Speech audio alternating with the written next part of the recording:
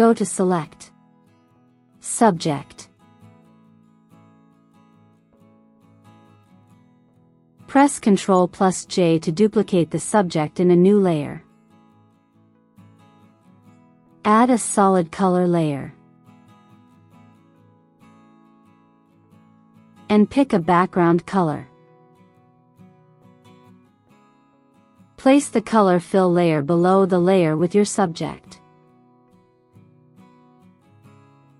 Select the layer with your subject.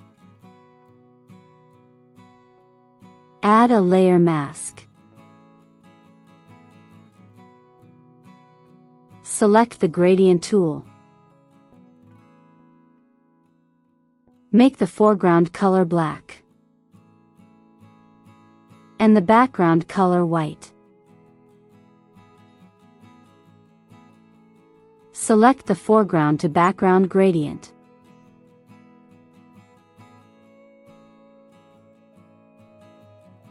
Select the linear gradient. Drag from the bottom of the subject up. You can move the stops to adjust the fade effect.